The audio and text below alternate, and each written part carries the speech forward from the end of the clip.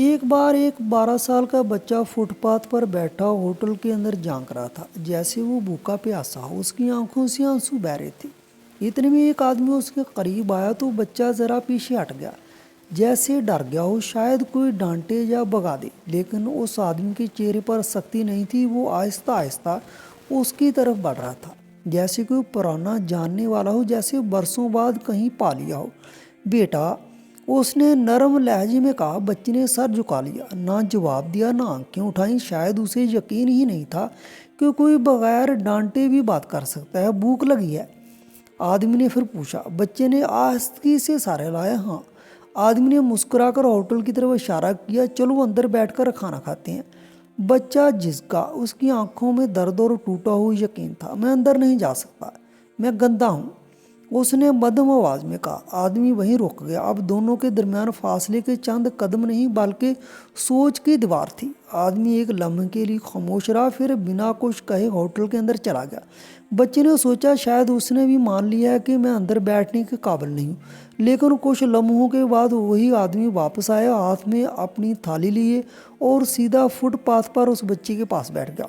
بچہ حیران رہ گیا۔ اس نے ایسا پہلے کبھی نہیں دیکھا تھا کہ اچھے کپڑوں والا کوئی آدمی اپنی تھالی لے کر اس کے پاس بیٹھ جائے۔ وہ گھبرا کر اٹھنے لگا تو آدمی نے آہستگی سے کہا، بیٹھو، بھوک انسان کی پہچان نہیں دیکھتی اور انسانیت زمین پر بھی بیٹھ سکتی ہے۔ بچہ خاموشی سے بیٹھ گیا۔ دونوں نے ساتھ کھانا شروع کیا۔ ہر نوالے کے ساتھ بچے کی آنکھوں کی تھکن کم ہو رہی تھی اور آدمی کی آنکھوں میں سکون اتر رہا تھا، جیسے برسوں سے جس تلاش میں تھا آج وہ مل گیا۔ بچے نے تھالی سے روٹی کا ٹکڑا اٹھا کر خاموشی سے کھانے لگا۔ چہرے پر تھوڑا سکون آتا جا رہا تھا، جیسے برسوں بعد صرف پیٹ نہیں بلکہ دل بھی بھر رہا ہو۔ آدمی بس اسے دیکھتا رہا، نہ اس نے زیادہ سوال کیے نہ کوئی نصیحت کی، صرف اس کے ساتھ کھانا کھایا۔ کب سے بھوکے ہو؟ آدمی نے نرم لہجے میں پوچھا۔ کل سے، پرسوں سے بھی آدھا پیٹ ہی کھایا تھا، بچے نے کہا۔ آدمی کی آنکھیں نم ہو گئیں۔ سامنے تھالی میں نمک رکھا تھا، مگر جو نمک اس کی آنکھوں سے بہہ نکلا وہ کسی دکان سے خریدا نہیں جا سکتا تھا۔ کہاں رہتے ہو؟ آدمی نے پوچھا۔ بچہ بولا، کبھی فٹ پاتھ پر، کبھی اسٹیشن پر۔ امی نہیں ہیں، ابا بھی نظر نہیں آتے۔ اب دونوں خاموش تھے، لیکن وہ خاموشی بوجھ کی نہیں بلکہ سمجھداری کی تھی، جیسے بغیر کہے سب کچھ کہہ دیا ہو۔ کچھ دیر بعد آدمی نے مسکرا کر پوچھا، تمہارا نام کیا ہے بیٹا؟ بچہ تھوڑا جھسکا، پھر آہستگی سے بولا، انوار۔ واہ، کتنا خوبصورت نام ہے، آدمی نے حیرت سے کہا۔ انوار تھوڑا مسکرایا، مگر اس مسکراہٹ میں بھی ایک درد چھپا تھا، جیسے ڈر ہو کہ کہیں یہ تعریف بھی جھوٹی نہ نکلے۔ اور آپ کا نام؟ بچے نے پوچھا۔ میرا نام عدنان ہے بیٹا۔ پھر دونوں ہنسنے لگے۔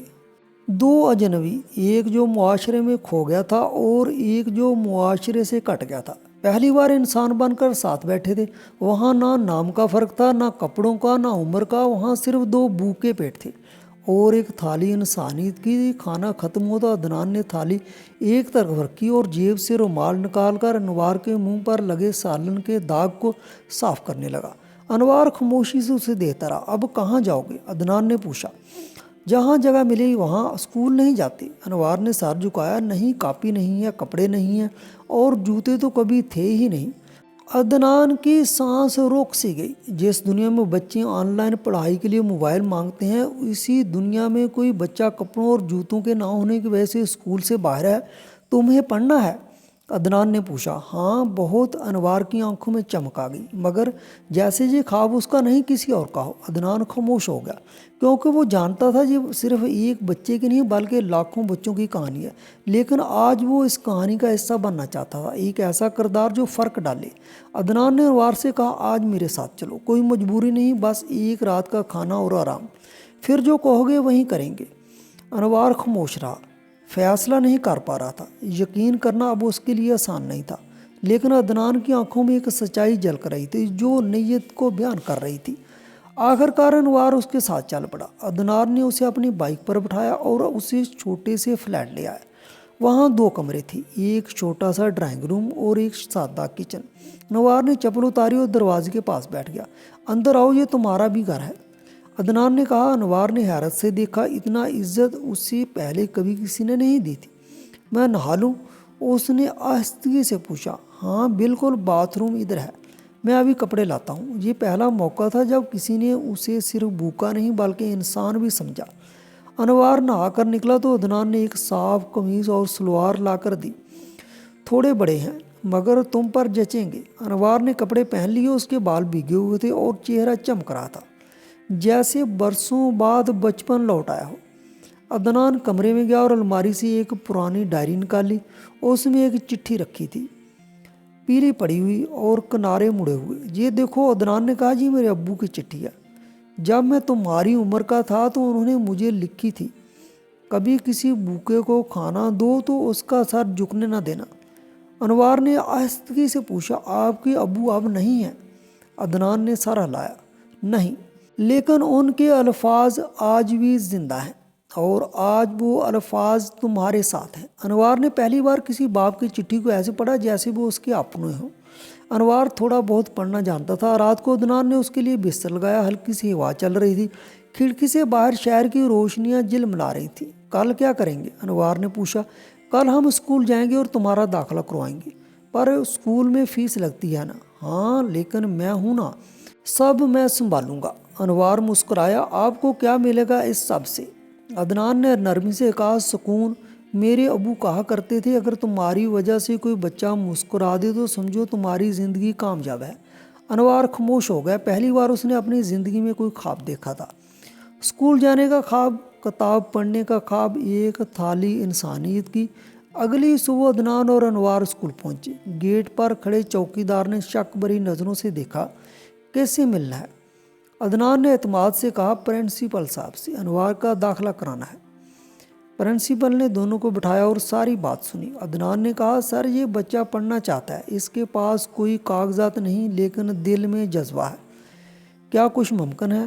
प्रिंसिपल कुछ देर खामोश रहे, फिर बोले, हम इसे दाखिला दे सकते हैं लेकिन बेफाम हो तो बेहतर होगा और एक हलफनामा भी चाहिए होगा। अदनान ने फ़ौरन कहा, मैं सब बनवा दूंगा, बस दाखिला हो जाए।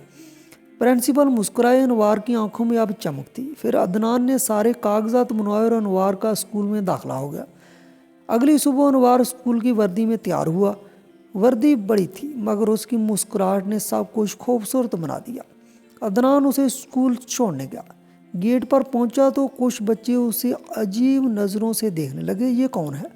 एक बच्चे ने सरगोशी की, यही तो फुटपाथ पर भीख मांगता था, अब स्कूल आया है। दूसरे ने हंसी उड़ाई। अनवार खामोशी से अंदर चला गया। पहली घंटी बजी तो उस्ताद ने उसका तारफ़ कराया, बच्चों ये अनवार है, नया तालिब इल्म। कुछ ने तालियां बजाई, कुछ ने नज़रें चुरा ली, मगर अनवार बस एक बात सोच रहा था, अब पीछे नहीं मुड़ना। अदनान गेट के बाहर खिड़की से उसे देख रहा था और मुस्कुरा रहा था। ये उस जद्दोजहद की शुरुआत थी जिसमें वो अकेला नहीं था। कमरा जमात में जब अनवार से पहला सवाल हुआ, अलफ से क्या बनता है, उसने आहिस्तगी से जवाब दिया, आम।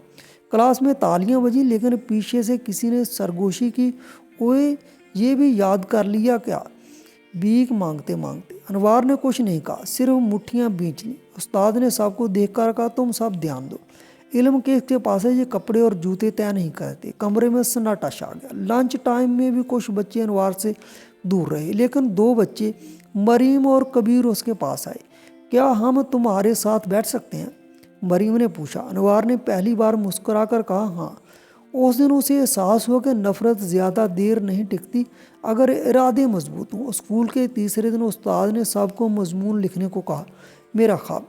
अनवार ने कलम उठाया मगर रुक गया। ना तो उसने कभी कुछ लिखा था, ना कलम सही पकड़ना जानता था। फिर आहिस्तगी से उस्ताद से कहा, क्या मैं बोल सकता हूँ सर? मैं अभी ठीक से लिख नहीं पाता। उस्ताद बोले, बिल्कुल बेटा, सुना दो। अनवार खड़ा हुआ, मेरा ख्वाब है कि एक दिन मैं भी किसी को पढ़ा सकूं, किसी को भूखा ना सोना पड़े। मैं सिर्फ खाना नहीं, इज्जत बांटना चाहता हूँ। पूरा कमरा साखा था। उस्ताद की आंखें नम हो गई। उन्होंने कहा, बच्चों ये होता है ख्वाब जो सिर्फ अपने लिए नहीं, दूसरों के लिए जिया जाए। आहिस्ता आहिस्ता अनवार की कहानी स्कूल में फैलने लगी। कुछ वालिदैन ने शिकायत की, हमारे बच्चे किसी बकारी के साथ नहीं पढ़ सकते। अदनान को स्कूल बुलाया गया। प्रिंसिपल ने कहा, आपका इरादा लायक तहसीन है लेकिन समाज की सोच इतनी जल्दी नहीं बदलती। अदनान ने गहरी सांस ली, अगर समाज की सोच ना बदले तो क्या हम कोशिश करना छोड़ दें?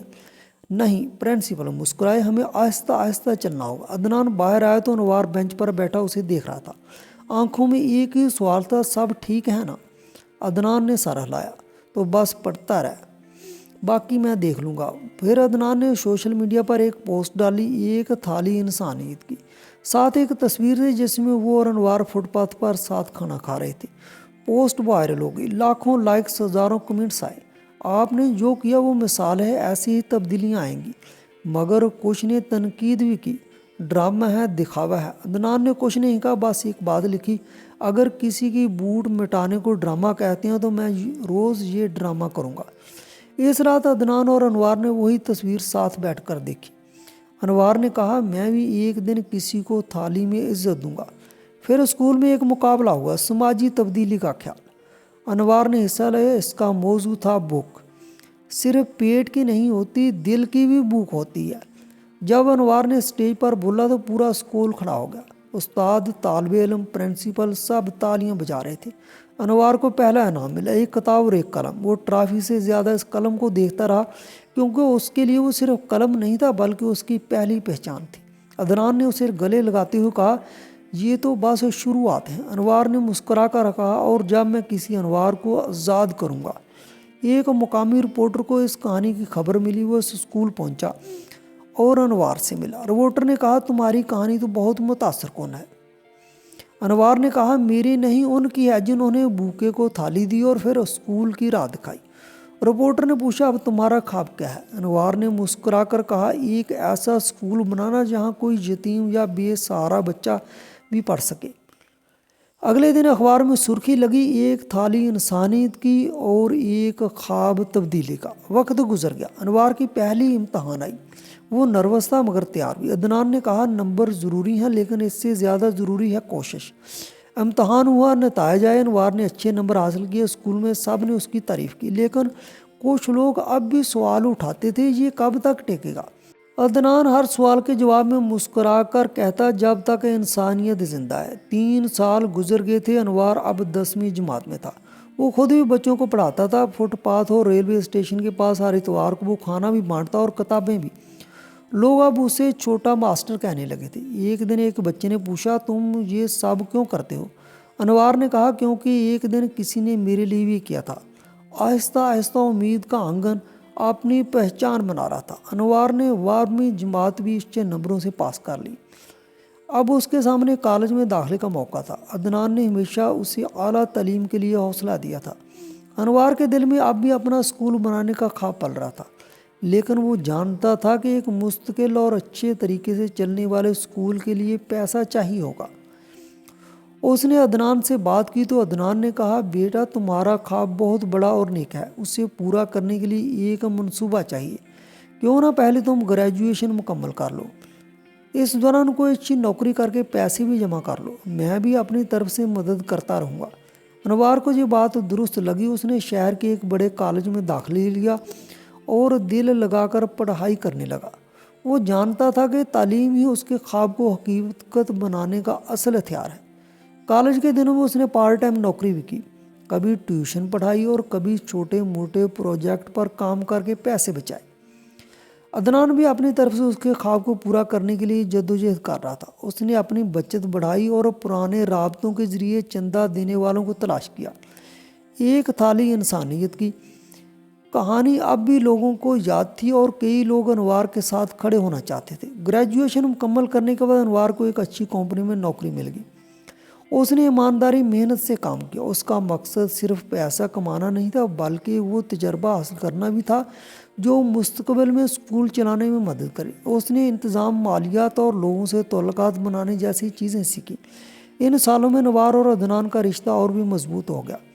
وہ باپ بیٹے کی طرح ایک دوسرے کا سہارا تھے۔ ہر اتوار وہ امید کا آنگن جاتے اور مستقبل کی منصوبہ بندی کرتے۔ تقریباً 5 سال کی محنت اور بچت کے بعد انوار کے پاس اپنے اسکول کے لیے کافی سرمایہ جمع ہو گیا۔ عدنان میں بھی اپنی بڑی جمع پونجی اسے دی۔ اب خواب حقیقت بننے کے قریب تھا۔ کچھ مہینوں کے جدوجہد کے بعد امید کا آنگن ایک نئے روپ میں تیار تھا۔ اس میں روشن کمرے، ایک چھوٹا سا کتب خانہ، بچوں کے کھیلنے کے لیے خوبصورت صحن۔ اسکول کے افتتاح کے دن انوار جذباتی ہو گیا۔ اس نے سب کا شکریہ ادا کیا، خاص طور پر عدنان کا، جو ہمیشہ اس کے ساتھ کھڑے رہے۔ عدنان نے مسکرا کر کہا، انوار یہ صرف تمہارا نہیں ہمارا خواب تھا، آج یہ حقیقت بن گیا۔ انوار کے تجربے اور عدنان کی رہنمائی سے اسکول کامیابی سے چلنے لگا۔ انوار نے صرف تعلیم نہیں بلکہ بچوں کی خوراک اور صحت کا بھی خیال رکھا، کیونکہ وہ جانتا تھا کہ صحت مند جسم ہی ایک صحت مند دماغ کو جنم دیتا ہے۔ امید کا آنگن اب صرف اسکول نہیں رہا تھا، بلکہ ایک ایسا خاندان بن گیا تھا جہاں ہر بچہ محفوظ اور پیار محسوس کرتا